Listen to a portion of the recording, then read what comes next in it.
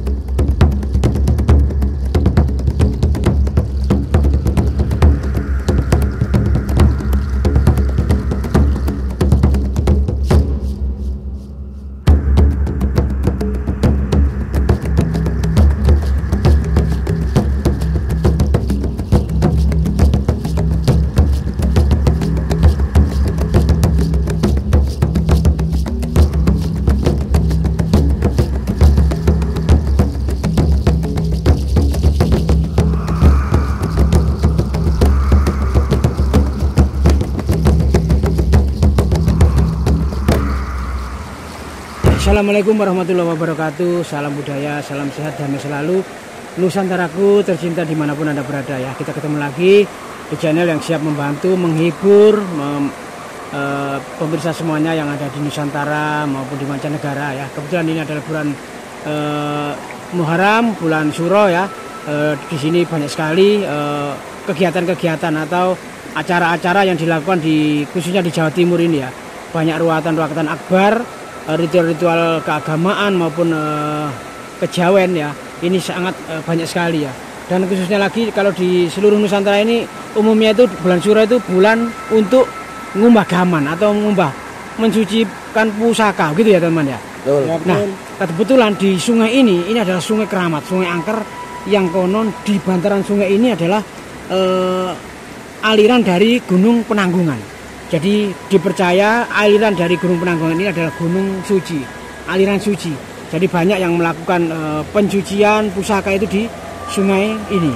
Ya, kebetulan sekarang kita ada di daerah Gunung Anjasmoro, tepatnya di sisi Gunung Penanggungan ini juga banyak sekali tadi kita melewati orang melakukan kirab budaya teman-teman ya. Tapi kita tidak menonton atau memvideokan itu, kita ingin melihat penampakan atau yang lagi viral di masyarakat, yaitu salah satu dari pengikut atau murid Sunan Kalijogo. Entah seperti apa dan kebenarannya, karena seperti kita pernah dengar, Sunan Kalijogo adalah sunan yang kekuatan ilmunya itu sudah tidak diragukan lagi. Salah satu yang terkenal adalah beliau bertapa di pinggir sungai selama 3 tahun, hampir sampai berlumut, itu menjaga tongkat dari Kanjeng Sunan Bonang gurunya. Betul begitu teman ya? Betul sekali. Nah, karena di sini ada muridnya juga sama melakukan bertapa itu bukan di pinggir, tapi melainkan di tengah sungai sana teman. Entah itu benar apa tidak, kita akan videokan. Jangan lupa tonton video ini sampai akhir, jangan di skip biar tidak terjadi kesalahpahaman. Dan mohon dikoreksi nanti di kolom komentar ya, agar kita tetap terus berkarya untuk menghibur dan mencerdaskan generasi-generasi muda agar lebih mencintai leluhurnya, lebih mencintai budayanya, tidak terkontaminasi dengan budaya luar atau budaya yang menyesatkan teman-teman ya. Oke, langsung saja teman-teman ya. Oke teman-teman ya, langsung aja ya. Ini kebetulan sungai ini itu Kang, apa namanya? Memang benar dikeramatkan. Coba lihat itu pohon yang depan kita itu kan. Nah, pohon depan kita ini orang mengatakan ini katanya pohon beringin ini Kang. Nah, katanya ini pohon beringin. Dan saya tahu nggak, pohon beringin di depan ini Kalau dilihat dari usianya, Iya, ya. ayo coba saya perkirakan berapa tahun ini? Ini kali ya 30 tahun. Salah Kang, ini usianya bukan puluhan tahun lagi, tapi sudah ratusan tahun lagi. Sudah ratusan tahun Kang. Karena apa? Karena yang menceritakan seperti itu Siapa? turun temurun dari nenek moyang itu Kang. Oh, berarti ini asli anu ya, peninggalan Asli peninggalan kerajaan. kerajaan betul. Dan di sini memang dikeramatkan.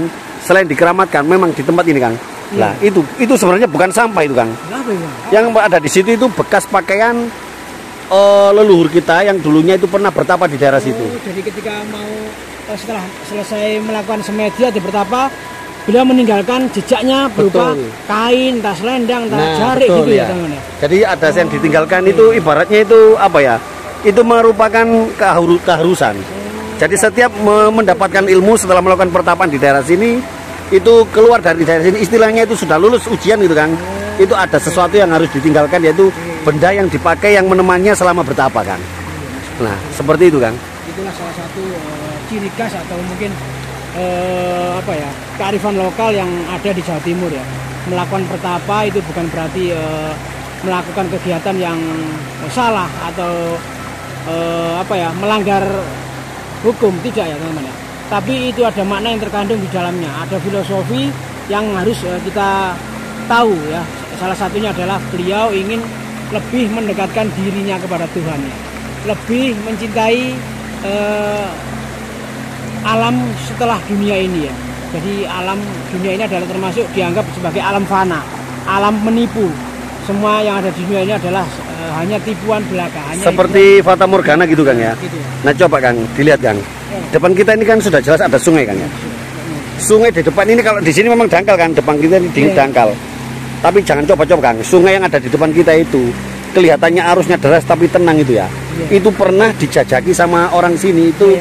Semen tahu bambu Kang, nah, bambu itu. Nah, itu ada kan pohon bambu ya. Pohon bambu utuh itu kira-kira menurut semen berapa meter itu? Di sekitar 20-an. 20 meter itu loh Kang, pohon bambu ditancapkan sini loh. Sampai ambles ke bawah belum sampai dasar, betul. Saking jerone itu Kang. Makanya kita harus hati-hati jangan sampai ke sana. Ternyata sungai ini banyak mengandung cerita atau Nah. kegiatan-kegiatan atau berapa Rek? Lah makanya itu Kang loh. Depan ini padahal nggak ada orang yang menggelantung loh kan.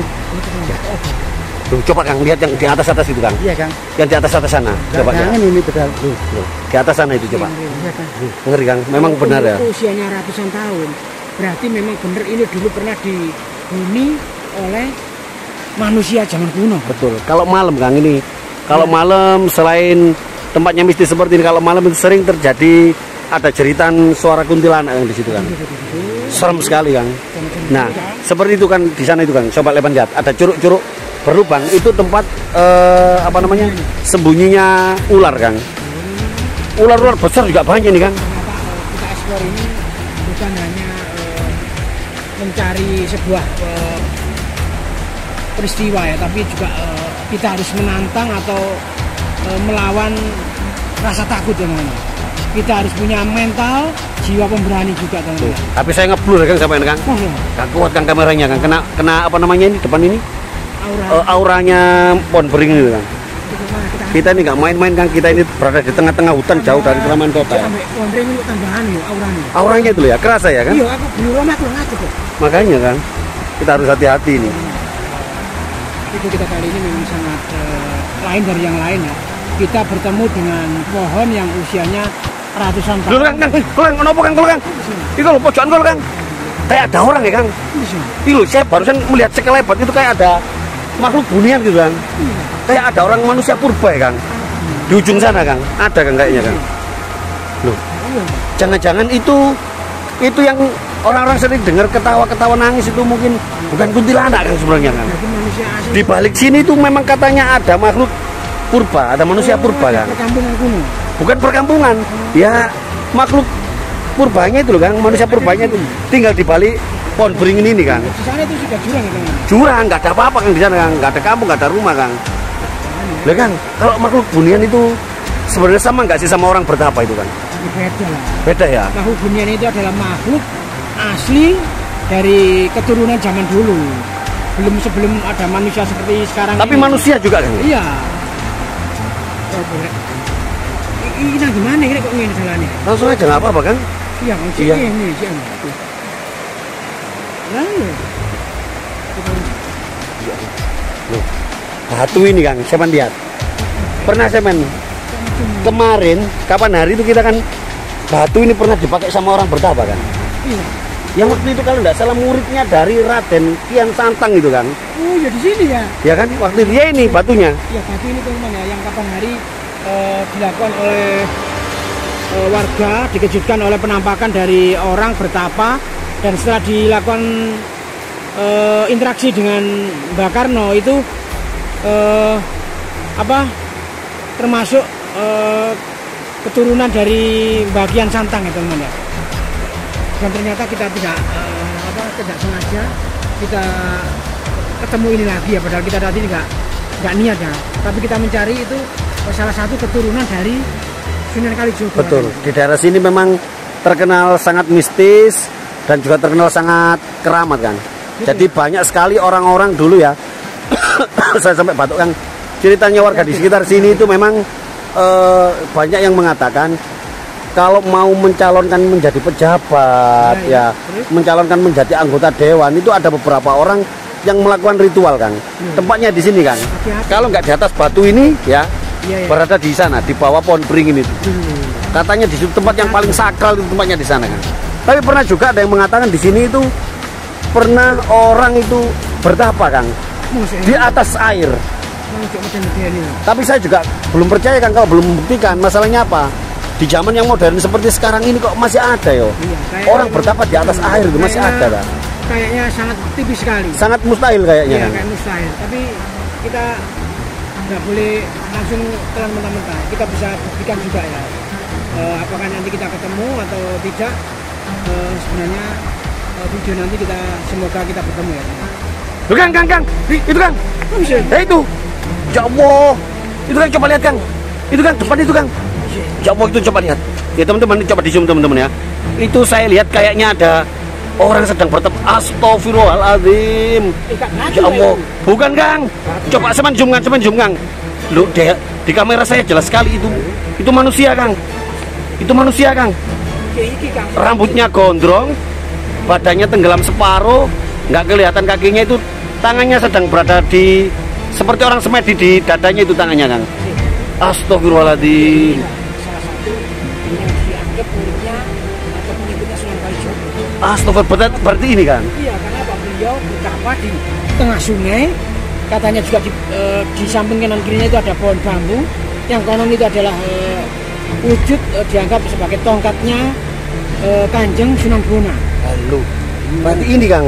Ini berarti salah satu keturunan dari murid Sunan Kalijogo. Subhanallah. Berarti kalau ngomong Sunan Kalijogo Kang, berarti beliau ini juga salah satu penyebar agama Islam juga ini Kang. Jangan-jangan seperti itu ya? Bisa jadi ya, karena ini Astagfirullahaladzim. Kenapa kok di tengah-tengah hutan seperti ini Kang ya? Tengah hutan, jauh dari perkampungan. Iya, namanya orang semedi, orang bertapa itu juga harus menjauh dari keramaian. Kalau bertapa di dalam rumah, bertapa di perkampungan itu bukan bertapa, itu Cangkruk kan itu namanya Kang. Iya, dekem. Ya, Bukan. Kang kayak kalau saya amati itu kayaknya lagi zikir Kang. Coba amati kepalanya itu. Kepalanya goyang-goyang Kang loh. Kayak orang lagi wiritan Kang, zikir Kang. Subhanallah. Alhamdulillah masih bisa kita bertemukan sama orang seperti ini Kang ya.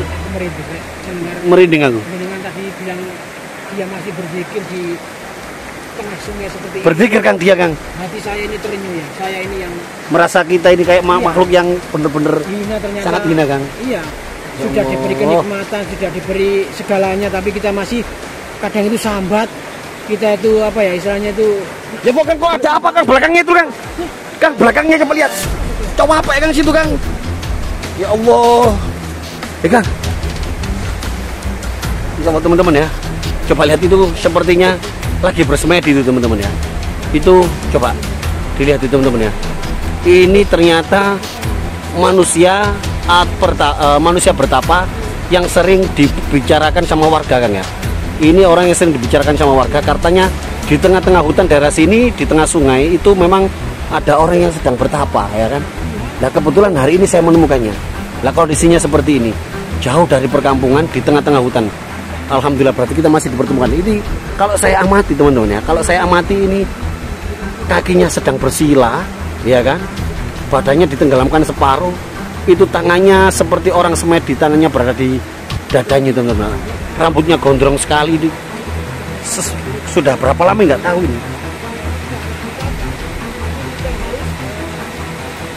Seperti itu teman-teman. Kira-kira orangnya sudah berapa lama ini kira-kira ya? Coba teman-teman kira-kira bisa tahu enggak orang ini sudah berapa lama di daerah sini?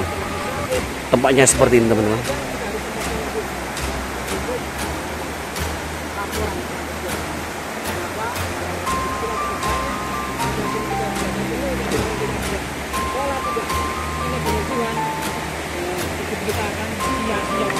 Kang, sudah berapa lama kira-kira menurut sampean Kang orang ini Kang? Kayaknya ya kalau menurut warga ini sudah hampir 1 tahun di sini. 1 tahun Kang? Iya. Tapi setiap hari kelihatan seperti ini apa enggak ya? Wah, saya kurang paham. Katanya bulan Suro kemarin itu kan sungai ini kan nggak ada yang menjamah. Ya. Jadi orang kesini itu hanya bulan Suro saja. Oh. Bulan Suro kemarin itu ada orang ini. Berarti dia nggak selalu menampakkan diri gitu Iya. ya? Terus bulan Suro tahun ini, ternyata masih ada. Nah, berarti kan orang ini baru sudah 1 tahun di tengah sungai ini teman-teman. Gimana Kang? Iya, semoga video daripada kita nanti yang saya takutkan ya, kita nanti di sini terlalu lama, perbicaraan kita terlalu keras dan akhirnya menggugurkan pertapa tersebut. Kita hargai Kang, kita keluar dari sini aja Kang. Oh gitu ya, oke teman-teman ya. Yang penting kita sudah tahu dan kita bisa ambil hidayah atau pelajaran ya dari apa yang dilakukan beliau ya. Semoga apa yang dicita-citakan, apa yang diinginkan atau hajatnya itu bisa terkabul ya. Dan juga kita sebagai generasi muda, generasi penerus yang punya jiwa agama, punya jiwa yang sosial yang tinggi, kita juga harus bisa mengambil hikmah dan sisi positifnya ya. Oke teman-teman, kita lanjutkan di video berikutnya. Nanti kita bantu dengan spiritual, mungkin bisa ke sana untuk menanyakan siapa dan apa tujuan beliau ya teman-teman. Oke, kita wassalamualaikum warahmatullahi wabarakatuh.